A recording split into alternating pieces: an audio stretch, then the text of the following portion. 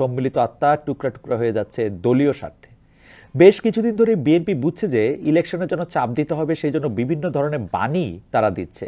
একটা হচ্ছে এই বছরের জুলাই আগস্টের মধ্যেই নির্বাচন দেওয়া সম্ভব, নির্বাচন নিয়ে দেরি করার কোনো মানে নেই। কয়েকদিন আগে বিএনপির মহাসচিব মির্জা ফখরুল ইসলাম আলমগীর বিবিসি বাংলাকে দেয়া এক সাক্ষাৎকারে অন্তর্বর্তী সরকারের নিরপেক্ষতা নিয়ে প্রশ্ন তুলেছেন। অন্তর্বর্তী সরকার নিরপেক্ষ কিনা এটা নিয়ে বলেছেন, এটা নিয়ে সংশয় আছে, শঙ্কার কথাও তিনি বলেছেন। তিনি বলেছেন ডক্টর ইউনূসের সরকার যদি নিরপেক্ষ না থাকে তাহলে নির্বাচনের সময় অন্য একটি নিরপেক্ষ সরকার দরকার হবে। এ থেকে অন্তর্বর্তী সরকারকে তিনি কি বার্তা দিলেন? আমি মনে করি এটা কিন্তু বিএনপির একটা রাজনৈতিক চাল। আপনি দেখবেন এই যে ইউনূস সরকার সহ, ইউনূস সরকার মানে ডক্টর মোহাম্মদ ইউনূস না, বাকি যেসব উপদেষ্টা আছেন তাদেরকে দেখলে, বা ধরেন ইউনূস সরকারের যারা সমর্থক আছেন, এই যে বৈষম্য বিরোধী ছাত্র আন্দোলনের যে জাতীয় নাগরিক কমিটি আছে, তাদের কথা শুনলে মনে হয় নির্বাচনের কথা আসলেই তাদের গায়ে জ্বর আসে। তারা নির্বাচনটা দিতে চান না। নির্বাচনটা মনে হইতো আর কি কথা শুনলে যে তাদের আসলে নির্বাচনটা দেওয়ার ব্যাপারে তাদের একটু এটা আসে। ডক্টর মোহাম্মদ ইউনূস এটা বলতে চেষ্টা করলেন যে ভাই, আমরা এইখানে আসছি, নির্বাচন একটা দিব, আমাদের কিছু সংস্কার করা দরকার ছিল, আমরা কিছু সংস্কার করব, সংস্কার করে আমরা তোমাদেরকে নির্বাচন দিয়ে আমরা যাবো গিয়া। টাইমলাইনটা কি? টাইমলাইনটা হচ্ছে 2025 সালের ডিসেম্বর থেকে 2026 সালের আধাআধি পর্যন্ত। এইটা নিয়েও কিন্তু এই যে ধরেন আমাদের কিছু উপদেষ্টা, বৈষম্য বিরোধী ছাত্র আন্দোলন, তারপরে ধরেন এই মানে জাতীয় নাগরিক কমিটি, তাদের কিন্তু এই ব্যাপারটা পছন্দ হইল না। তারা নানাভাবে বলতে থাকলেন বিচারের আগে নির্বাচন না, সংস্কারের আগে নির্বাচন না, আমরা কি এই জন্য এটা করছিলাম কিনা। তার ফলে বিএনপির কিন্তু আসলে মোটামুটিভাবে ভয় পাওয়ার মতো যথেষ্ট কারণ হয়েছিল। তো ভয় পাওয়ার মতো কারণটা কি? বিএনপি বা নির্বাচনের জন্য এরকম অস্থির হয়েছে কেন? ভাই, নির্বাচনের জন্য অস্থির হয়েছে সেইটাও খুব সরল কথা। নির্বাচন কইরা গদিতে গিয়া না বসলে যতই যে কোনো জায়গায় যা কিছু করি, এটাতে কিন্তু পোষায় না। কিন্তু মানে ধরেন বাংলাদেশে যেগুলিকে চাঁদাবাজির জায়গা আসে, যেগুলো অন্যান্য জায়গায় যত কিছু আসে, এই সচিবালয়ে কোন সচিব বসবো না বসবো, এগুলি কিন্তু অলরেডি বিএনপির হাতে চলে গেছে। কিন্তু তারপরেও কিন্তু সব কিছু যায় নাই।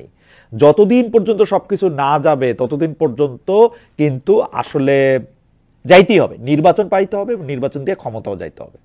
সেই জন্য আমি মনে করি এই যে মানে এই ইয়াটার কথা বলা যে আরেকটা নিরপেক্ষ সরকার লাগবে, এইটা বিএনপির একটা রাজনৈতিক চাল এবং বেশ ম্যাচিউর চাল বলে মনে হয়। বিএনপি বলতেছে যে আপনারা ইলেকশনটা ঠিক মতো দিতে পারবেন না, অর্থাৎ নির্বাচন ঠিকঠাক দিয়ে চলে যেতে পারাটাই এখন ইউনূস সরকারের সাফল্য হিসেবে বিবেচিত হবে।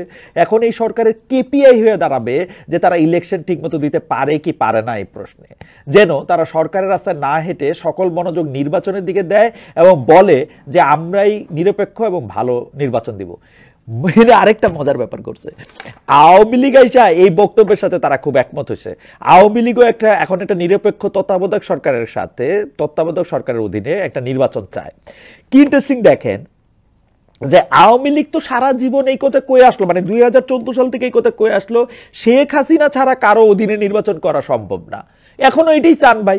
এক কথা তো এক মুখে 4-5 কথা কন কেন? জনাব মোহাম্মদ আরাফাত, আপনি একটা এই কথা আপনি বলেন নাই এর আগে শতবার যে শেখ হাসিনার অধীনে নির্বাচন হইতে হবে? এখন কে তত্ত্বাবধায়ক সরকার চান নির্বাচন করতে? শেখ হাসিনার অধীনে নির্বাচন চান। শেখ হাসিনার অধীনেই তো পৃথিবীর সবচেয়ে ভালো ভালো নির্বাচনগুলি হয়। 2014-তে হয়েছে, 2018-তে হয়েছে, 2023-এ হয়েছে। শেখ হাসিনার অধীনে নির্বাচন চান। যদিও ডক্টর ইউনূসের প্রতি আমি কি বলবো, আমার একটু আস্থা আছে যে অন্তর্বর্তী সরকারের 3 জন সদস্য যদি বৈষম্য বিরোধী ছাত্র আন্দোলনের বা তারপরে তারা যদি অন্য কোনো রাজনৈতিক একটা কাঠামোর বা রাজনৈতিক একটা দল করে তারা যদি অংশ নেয়, তবু আমার ডক্টর মোহাম্মদ ইউনূসের প্রতি আস্থা আছে যে ডক্টর মোহাম্মদ ইউনূসের ইলেকশনটা বা ডক্টর মোহাম্মদ ইউনূসের আন্ডারে ইলেকশনটা ভালো হবে। কেন এই আস্থা আছে জানেন? দেখেন, এইখানে যারা উপদেষ্টারা আসেন, যেমন ধরেন সৈয়দা রিজওয়ানা হাসান কিন্তু মুখপাত্র হিসেবে বলছেন, কি বলছেন যে সৈয়দা রিজওয়ানা হাসান বলছেন যে যদি কেউ সরকারে আসে যারা, তারা যদি রাজনৈতিক দলে যাইতে চায় তাহলে তারা পদত্যাগ করে যাবে। এবং সবচেয়ে বড় কথা হইল যে তারা কিন্তু নিজেরা ইলেকশনে দাঁড়াইতেছে না, মানে প্রধান উপদেষ্টার কথা আমি বলতেছি। আমরাও দীর্ঘদিন কইছি যে আপনি শেখ হাসিনা, আপনি যদি একটা ইলেকশনের সময় আপনি এই গভর্নমেন্টে থাকতে চান তাহলে আপনি দাঁড়ায়েন না ইলেকশনে, আপনি ইলেকশনের থেকে নিজের আলাদা করেন, আপনার দলের থেকে আলাদা করেন আপনি নিজেরে, সেটা তো করা হয় না। সুতরাং আমি মনে করি যে ডক্টর ইউনূসের প্রতি আমার এই আস্থা আছে, যদি এই ইলেকশন হয় আরেকটা তত্ত্বাবধায়ক সরকারের আর দরকার নাই, এই ঝামেলা এই গ্যাঞ্জামের কোনো মানে হয় না। এবং আমি মনে করি যে ডক্টর ইউনূসের অধীনে একটা ভালো নির্বাচন হবে। এবং আমি মনে করি না যে ওই 3 জন ছাত্র যদি গিয়া একটা রাজনৈতিক দলে দেয় তাহলে তার পুরো ক্যাবিনেট পার্সিয়াল হয়ে যাবে। এই সরকারে আমি রাজনৈতিক সরকার না বলে মনে করি, এবং আমি মনে করি যে এর কোনো রাজনৈতিক উচ্চাভিলাষ নাই। এর ক্যাবিনেট মেম্বাররা সরকারে থাকা অবস্থায় রাজনৈতিক নির্বাচনে অংশ নিলে সেটা যে একটা কনফ্লিক্ট অফ ইন্টারেস্ট হবে। আমি আবার বলি যে এইটা মির্জা ফখরুল আলমগীর ঠিক মতোই পয়েন্ট আউট করছেন, কিন্তু আমি সৈয়দ রেজাউল হাসানরে শুনছি যে উনি একদম ক্লিয়ার করছেন যে এটার মধ্যে থেকে আসলে তারা যদি রাজনৈতিক দল করে তারা আসলে সরকারে থাকবে না। কিন্তু এর প্রতিক্রিয়া জানাইতে গিয়া, এই বক্তব্যের প্রতিক্রিয়া জানাইতে গিয়া মাননীয় উপদেষ্টা মহোদয় জনাব নাহিদ ইসলাম, জনাব আসিফ মাহমুদ আরেকজন মাননীয় উপদেষ্টা এবং বৈষম্য বিরোধী ছাত্র আন্দোলনের নেতা জনাব হাসনাত আব্দুল্লাহ এবং জনাব সার্জিস আলম যেভাবে প্রতিক্রিয়া ব্যক্ত করছেন সেইটা নিয়ে আমাদের বেশি না 2-3টা কথা আছে।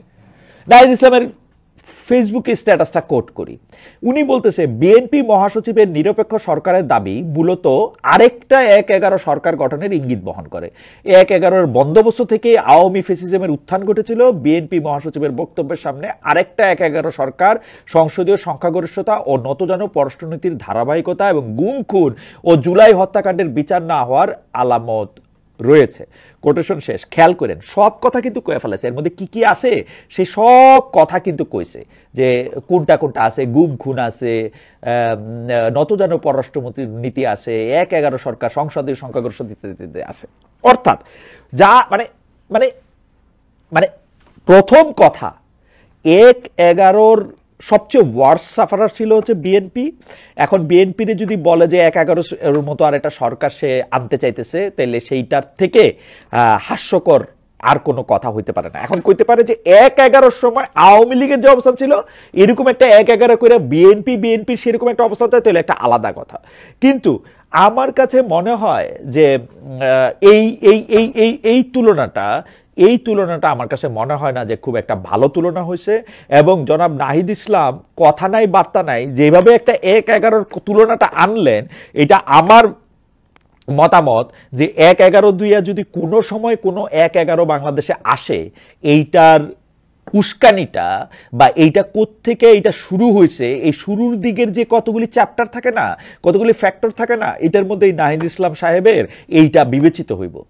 ভাই আপনারা ইলেকশন দিতে কইলে আপনারা ইলেকশন দেন না, দিবেন যে এইটার ব্যাপারে আপনারা আরেকটা কথা কন, আগে সংস্কার, আগে বিচার, এর জন্য আমরা এটা করি নাই, আমাদের নতুন রাজনৈতিক বন্দোবস্তের কথা ছিল, সেগুলো আপনারা বলবেন। তো বিএনপি এটার মধ্যে থেকে ভয় পাবে না? বিএনপি এটার মধ্যে থেকে এটার মধ্যে কথা কবে না? আমাদের আমাদের আমাদের আমাদের মনে আছে যে 2015 সালে বেগম খালেদা জিয়ার প্রেস সচিব ছিলেন মারুফ কামাল খান, যে সময় তার দ্বিতীয় পুত্র জনাব আরাফাত রহমান কোকো মারা যান। সেই সময় কয়েক বছর আগে মানে এই কোকোর মৃত্যুবার্ষিকীতে দেয়া জনাব মারুফ কামাল খানের একটা স্ট্যাটাস কোট করি। সেই সময় থেকে ম্যাডাম জিয়া সহ আমাদের সকলকে ওই অফিসে 3 মাস ধরে অন্তরীণ করে রাখা হয়। এক পর্যায়ে বিদ্যুৎ, গ্যাস, ফোন ও ইন্টারনেট সংযোগও বিচ্ছিন্ন করে দেওয়া হয়।